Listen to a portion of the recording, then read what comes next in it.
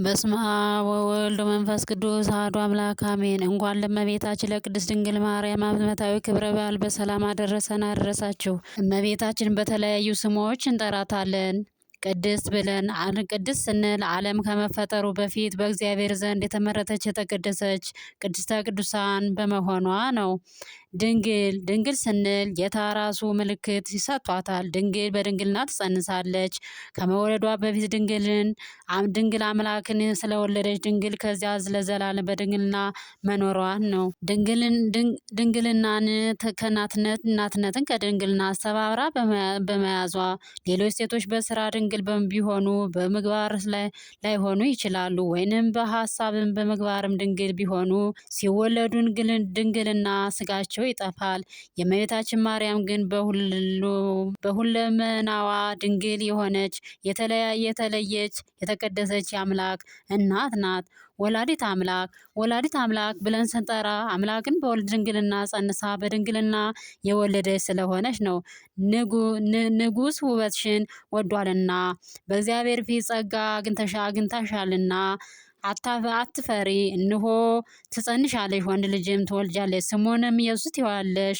እርሱ ታላቅ ነው፣ የልዑል ልጅ ይባላል። እመ አምላክ ብለን እንጠራታለን። እመ አምላክ ስንል እሞ ማለት እናት ማለት ሲሆን አምላክ ማለት ደግሞ ፈጣሪ ማለት ነው። ስለዚህ የአምላክ እናት ስንል በድንግልና አምላክን የወለደች ናትና እመ ብርሃን ብለን ስሟን እንጠራታለን። እመ ብርሃን ስንል የብርሃን እናት ብርሃን የሆነ ኢየሱስ ክርስቶስን የወለደች ስለሆነች ነው። እኔ የዓለም ብርሃን ነኝ ብላለች።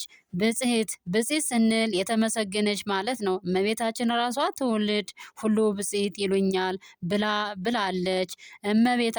እመቤታችን ብለን ከምንጠራ ስሞቿ እመቤታችን ማለት በምድራዊ ዓለም በየግለሰቡ ቤት ሴቶች እመቤት ወይንም የቤት እመቤት ይባላሉ። እመቤታችን ቅድስት ድንግል ማርያም ግን ከነዚህ ሁሉ የበለጠች እመቤት ናት። እመብዙሃን ብለን ስንጠራት እመብዙሃን አሞ ማለት እናት ማለት ሲሆን ብዙሃን ማለት ደግሞ ብዙዎች ማለት ሲሆን የብዙዎች እናት ወይንም የሁሉም እናት ማለት ነው። ቤዛዊት ዓለም ብለን ስሟን እንጠራታለን። ቤዛዊት ዓለም ስንል ደግሞ ለዓለም ቤዛ ራሱ ለሞት አሳልፎ የሰጠ አምላክን ኢየሱስ ክርስቶስን ስለወለደች ለዓለም ድህነት ምክንያት የሆነች ናትና ሰዓሊተ ምሕረት ብለን ስሟን እንጠራታለን። ሰዓሊተ ምሕረት ስንል የምሕረት አማላጅ ማለት ነው። እናታችን በመጣችው ጊዜ ማርያም የጭንቀት አማላጅ እያሉ ይጠሯታል። ሲወልዱም ጥያቄዎቹ እንኳን ማርያም ማረችሽ ይላሉ። ጠይቀው ሲወጡ ማርያም በሽልም ታውጣሽ በማለት የጭንቀት ጊዜ ደራሽ መሆኗን ያስገነዝባሉ። ለሰው ልጆች ሁሉ የምሕረት አማላጅ ነሽ ይሏታል። ማርያም መርሃ ለመንግስተ መንግስተ ሰማያት መርታ የምታስገባ የብዙሃን እናት እመብዙሃን ጽዮን ማለት አምባ መጠጊያ። በታቦተ ጽዮን 10ቱ ትእዛዛት ተጽፈውበታል። በጽዮን ማርያም ደግሞ ቃል የተባለው ኢየሱስ ክርስቶስ በማኅፀኗ አድሯልና ስለዚህ ጽዮን እንላታለን። ሰው እናታችን ጽዮን ይላል። በጽዮን ለሚኖር ለእግዚአብሔር ዘምሩ።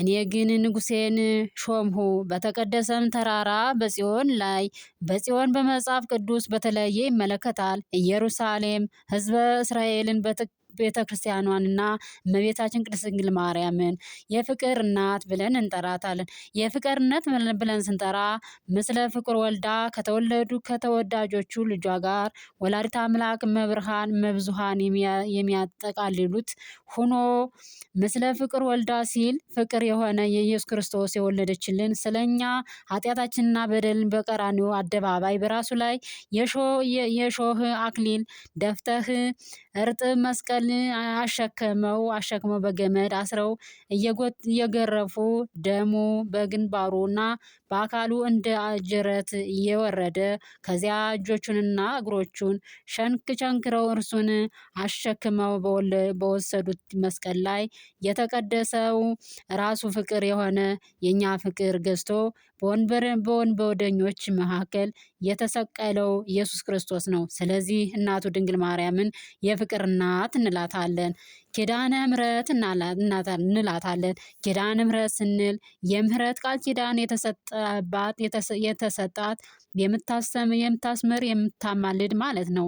የካቲት 16 ቀን በልጇ በወዳጇ ጌታዬ ኢየሱስ አምላክን በሆነ ኢየሱስ ክርስቶስ ስለ አንቺ ብሎ የተራበ ያበላ የተጠማ ያጠጣ የታረዘውን ያለበሰ ያዘነውን የታመመውና የታሰረውን የጠየቀ ልጁን በአንቺ ስም የሰየመ ለቤተ ክርስቲያን ጧፍ ዘቢብና የመገልገያ ንዋያተ ቅድሳትን የሰጠ እምረዋለሁ ብሎ ቃል ኪዳን ገብቶላታል። ስለዚህ ኪዳነ ምሕረት እንላታለን። ከመረጧችሁ ጋር ቃል ኪዳን አደርጋለሁ ብሎ ልጇ ተናገረ። ኪዳኔንም አላረክስም ከከንፈሬም የወጣውን አልለውጠውም። የጌታ እናት ብለን እንጠራታለን። ጌታችን መድኃኒታችን ኢየሱስ ክርስቶስ የወለደችልን በአጭር አጠራር የጌታ እናት እንላታለን። ኤልሳቤጥ መሰከረችላት። የጌታዬ እናት ወደ እኔ ትመጭ ዘንድ እኔ ምንድን ነኝ አለቻት። ሌላው እናታችን ጽዮን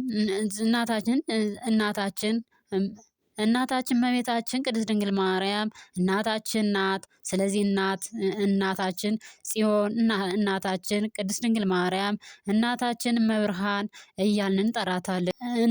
እነዚህን እናቶች እነሆ ልጅሽ በዮሐንስ አማላጅነት ለእኛ እናትነት ጌታችን ኢየሱስ ክርስቶስ ሰጥቶናልና ሰው እናታችን ጽዮን ይላል። ንግስት ስንል እመቤታችን ቅድስት ድንግል ማርያም በወርቅ ልብስ ተጎናጽፋና ተሸፍና ንግስቲቱ በቀኝሽ ትቆማለች። በወርቅ ልብስ ተጎናጽፋ ሲል ወርቅ ንጹህ ነው። እመቤታችን ንጽሕት ናት። ንግስቲቱ ሲል ሰማያዊ ንግስት መሆኗን ሲያመለክት ነው። ደግሞም በቀኝ ትቆማለች ሲል ለአማላጅነት ለምልጃ ትተጋለች ሲል ነው። ታላቅ ምልክት በሰማይ ታየ። ፀሐይን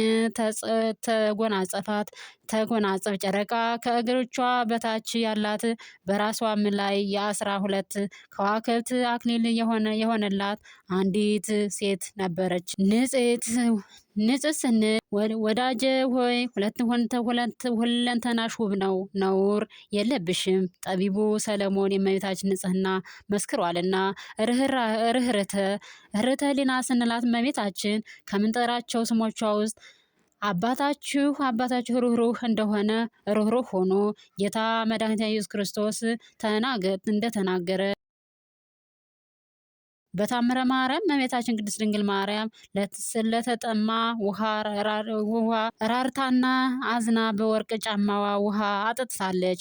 ማህሌተ ጽጌ እመቤታችን ቅድስት ድንግል ማርያም ሆይ ርኅራኄሽ ለሰው ልጅ ብቻ አይደለም ይልቁንም ለፍጥረት ሁሉ እንጂ በማለት መስክሯል። እንደዚህም እመቤታችን ቅድስት ድንግል ማርያም ርኅተ ሕሊና መሆኗን እንረዳለን። ወስብሐት ለእግዚአብሔር ወለወላዲቱ ድንግል ወለመስቀሉ ክቡር። ይቆየን።